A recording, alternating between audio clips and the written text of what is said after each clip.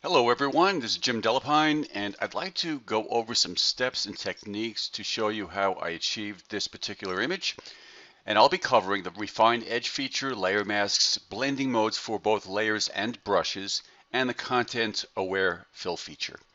All right, so I'll be working with combining this image here along with this image here and this image here, and I'm going to combine it also using this image here. So I'm going to start out with this file here, and let me bring up my layers panel and show you that underneath, and I've already set this up, so underneath on the background layer I have this image here. So I'm going to start out immediately using the ContentAware feature, and I'm going to select my lasso tool and click and start staying fairly close to this tree. I want to remove this tree. So as I'm dragging and drawing with the lasso tool, I'm going to also hold down my Alt key or Option key if you're in the Mac environment.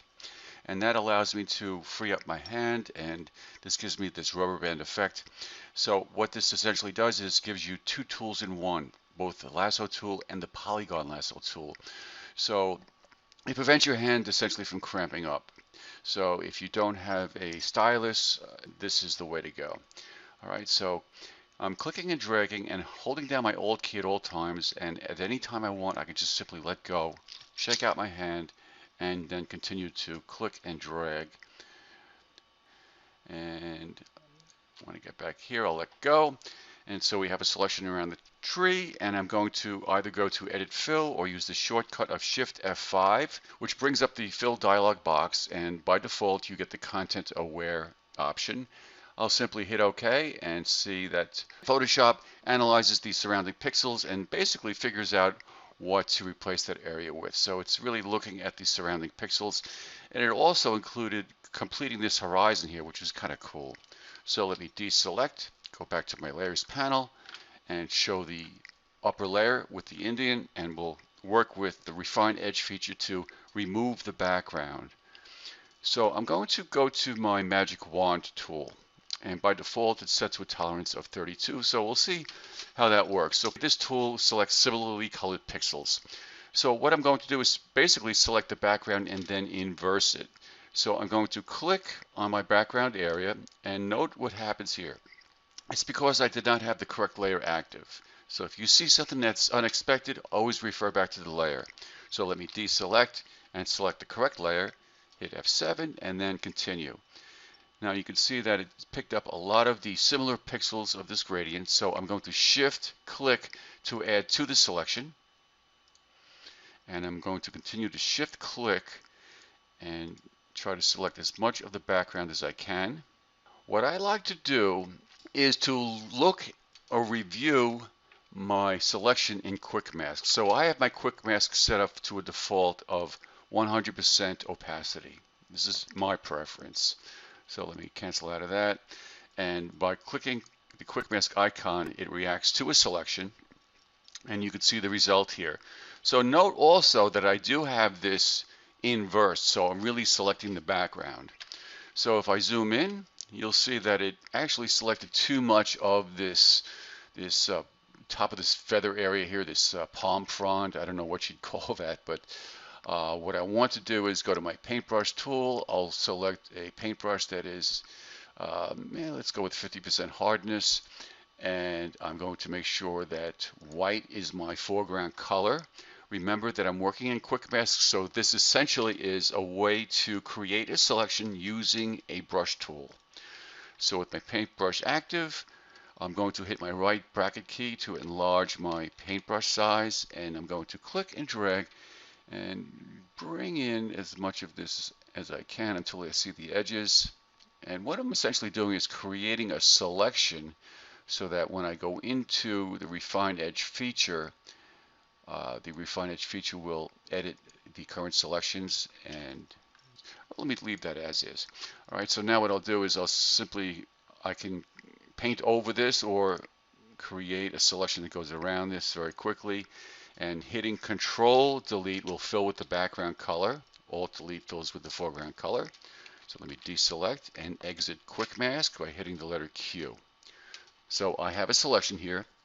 So now I note that I want to actually go in there and get a little bit more of the top of this feather area here. So let me just go back to Quick Mask using the shortcut Q and go back in and reveal the edges.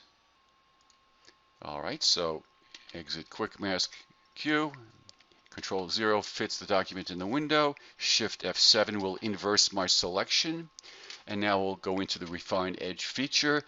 And in order to access that, you need to be in any selection tool. So any selection tool will do. And what our goal is to be able to see this Refine Edge button right here. So we'll click on that, and we instantly get a result. So we got this particular result only because in the view mode area, we have all kinds of options. We can see this on black as an overlay, which kind of resembles Quick Mask.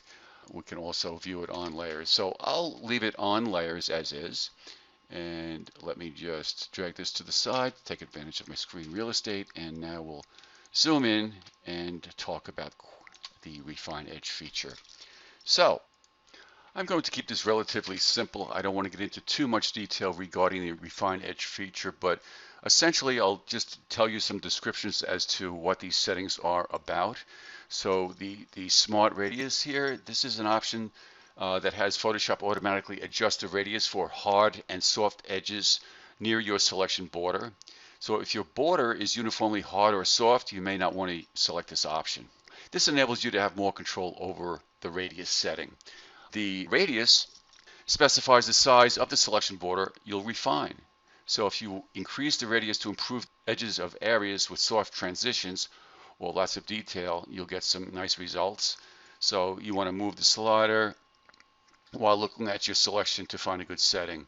The smooth option basically smooths out jigs and jags along the selection edge. The feather option is self-explanatory. If you move the sliders, you'll increase a softer blurred edge of your selection. Contrast is self-explanatory, and I'll stop there. Okay, I want to get really into the nitty-gritty of this.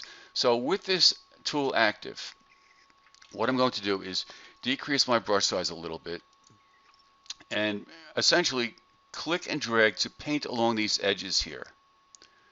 All right, and I'm going to let go right about here. Notice that Photoshop quickly processed that and snapped to the edges of the contrasting pixels that it sees. So I'm going to click and drag up here, and I'm really essentially just painting along these edges, trying to avoid going too much into the image. Okay. So once I let go, that processes, and that looks pretty good. So I'm going to do the same thing over here since I'm up here. I like to do this close up, and let me just space bar over, click and drag down, and that's a close-up of the end result for that. So let me zoom back out, and now I'll just continue to, actually let me zoom back in here, and I'm just going to click and drag along these edges here. Most of these edges look pretty good, but I want to hit every single edge here with the Refine Edge tool here. And what it does is it gives you, as you can see, a quick preview as to what you are bringing into the image. And I want to avoid going over where I've gone over before. I'm going to have a little bit of an issue right here. Let me just grab this dialog box and drag it out of the viewing area and then continue to click and drag along these edges here. All right, so I'm going to jump ahead here. Okay, so I've completed that part. I'll hit OK, but before I do, I want to output this selection to a new layer with the layer mask. I'll hit OK. And if we look at our panels here, our layer panels, we'll see that our document has an automatic layer mask attached to it, which means we can go in there and do a little bit more refining. So if I go in here and click on the layer mask option, I could go in here with a soft edge brush and just kind of carefully remove some of this haze here with a small brush. So you can further edit this since we have a layer mask. And although I tell you, I like the overall results of this. All right, not too bad at all. Okay, so now the next step is this. And this is an interesting part. This is an important part. I'm going to zoom in, and a lot of these delicate feather edges get lost. So what we're going to do is darken them up and make them a little more outstanding.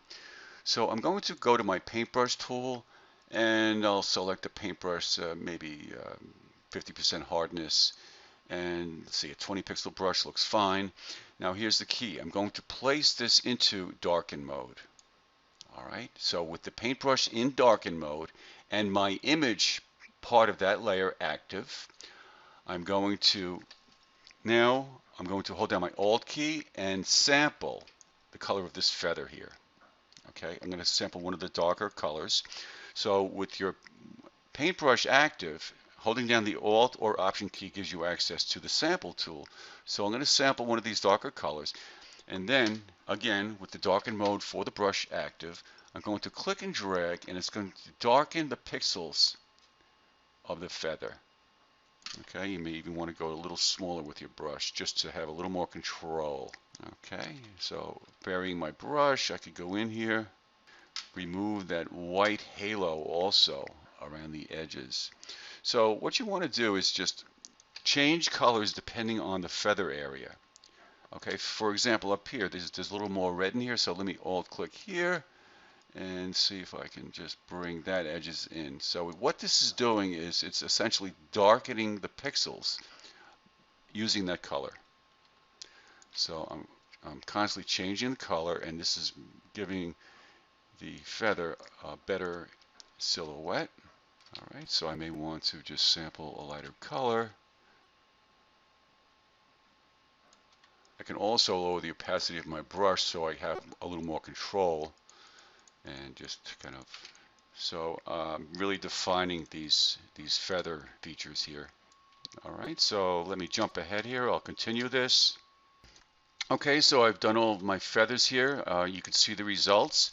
So now if we look at the actual Indian, notice that we have some reflective light that's caused some all kinds of JPEG artifacts in the edge of our image here of the Indian. So what we'll do is sample this black in the center and use that technique to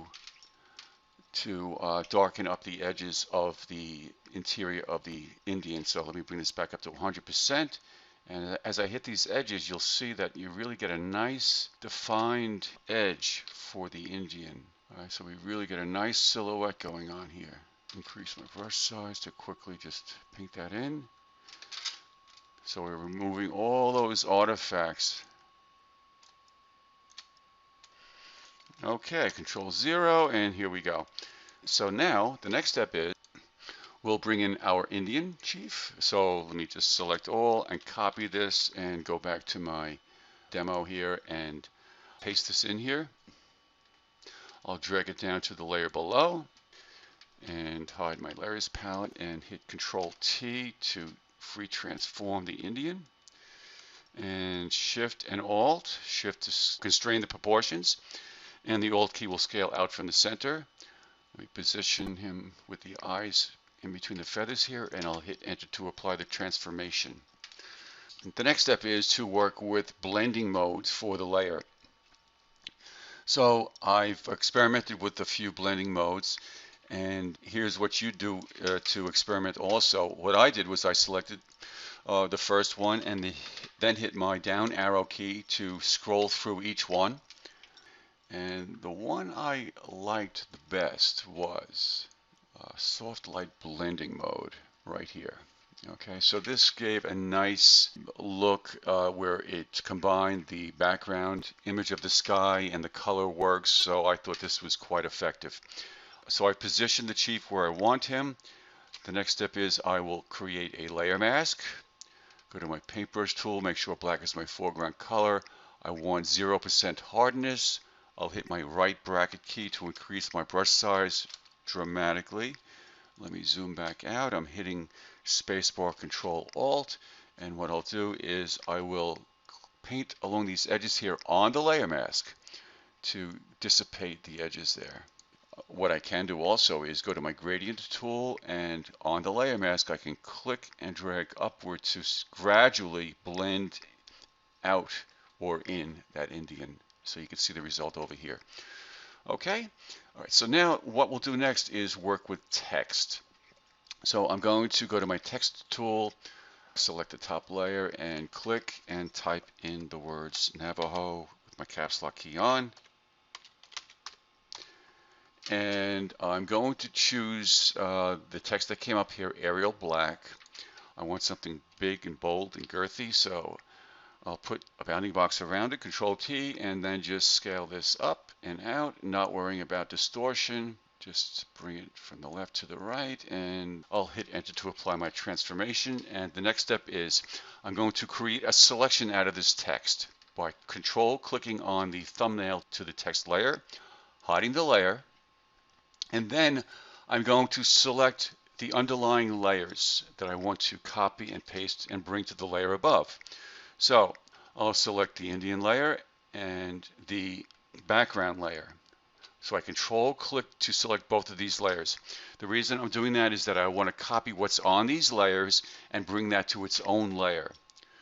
With that layer active, I'm going to hit Control Shift C to copy. So Control C would copy, Control Shift E added to multiple layers and copy that into one layer, and now I'll simply paste, Control V. So what I have here is my own layer. Let me just Alt click on the visibility icon, and what I have is that text within that selection from both layers on its own layer. The reason I need to do that is that I now have control, so I can double click on this layer here to bring up the Layer Styles dialog box. And let me just see if I can get some screen real estate for you to see the results here. Let me hide my layers panel, and if I select bevel and emboss, you see an instant result here. I like to choose, go with the outer bevel. From this point on, it's a matter of playing until you see something that you like. All right, I highly suggest experimenting. We'll go with the stroke, and let me just drag this to the side here. And now with the stroke panel active and that name selected so that you see the settings for that layer style, I'll click on the color box here. And what I could do is, once you have the color picker up, you can bring your cursor over and sample any color in here. So notice that it turns into the eyedropper tool or sample tool. So I can select one of these bright yellows, make it even brighter if I want, and I'll hit OK. If I position this to the outside, I'll kind of get this feeling that it's a light source. So you have control over the light source. So for example, if you now go back to bevel and emboss, you can control the direction of the light by using this dial here. And that is affecting the stroke. So that's kind of a nice 3D feel. So in addition to that, I'm going to go to a gradient overlay. Okay, so with a gradient overlay active, I'm going to click on the gradient bar here, and what comes up is this panel here that gives you the gradient options here. So let me just double click on this. Note that this gradient here represents what you see here. You have a light gray going to white. So we're going to edit this gradient individually. So we're going to individually edit the light gray by double clicking on this color stopper here and selecting a color. So I'll select one of these sample colors here, and you'll see it instantly update. So now what we'll do is hit OK. So that edits the one portion of the gradient. I'll now select the lighter part. I'll double click on that color stopper, and I'll select the brighter yellow. Okay, I'll hit OK, and that's the end result. I'll hit OK again. And now what we can do is, since this is an end result, and I'll just hit OK to this. All right, so this is our end result, but we can do better than this. All right, the idea is so that we don't lose sight of the visual. So I'm combining essentially text with the visual. So bringing back the layers panel, I will go back into this layer style by double clicking on it, and with the gradient overlay active, we can change the blend mode for that. So I believe overlay would be an effective. Yes, overlay. You can once again you can experiment. You can use the down arrow key to scroll through and see what works best. Soft light works nice too. Overlay's a little more powerful, so let me just hit OK to that. And we now have that. All right, so the last step is we have an Indian here. All right, so it's a simple graphic I got from the web. And what I did was I brought this to its own layer so it's transparent. So essentially what I did was this. Put a selection around the white area here. Went to select similar, which will select all similar colored pixels that I had my selection around, which is white. I will then inverse that selection, Shift F7, and hit Control J to copy that to the layer above. All right, so I now have my Indian on its own transparent background. I will then go to my Move tool and drag my Indian over to the demo file and move him wherever I'd like. So I'll bring him on top of here. Use my arrow keys as long as my Move tool is active. So now I'll zoom in and I'll hit Control T to put a bounding box around him. And I'm going to scale him up. I like where the foot is here. So what I'm going to do is pull down the center point and put the center point right here. So now when I scale, it will scale in or out to that center point. So I'll go to this corner bounding box here, click and scale out or drag away, holding down Shift to constrain and Alt to scale in or out from that center point. All right, once I'm there, I'm going to let go of my cursor first and then the Shift and Alt and hit Enter. And there we go. And what we'll do now is bring in the buffalo hunt here. Okay, so what I'm going to do is Control A, Control C to copy that into my clipboard.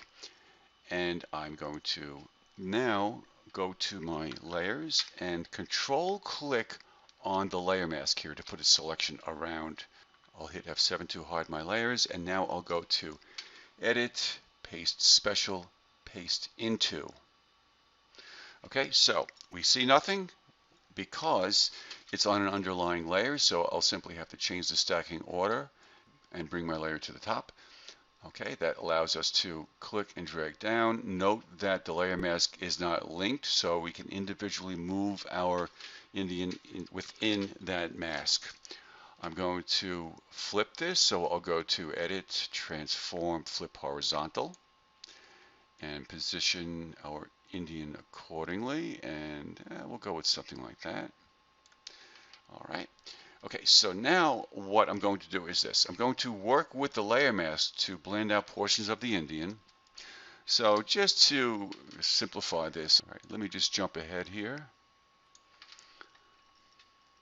Okay, so I did a quickie job on the layer mask there. So with that mask selected here, I'll now go to my gradient tool and start to just use that gradient tool to get rid of those hard edges.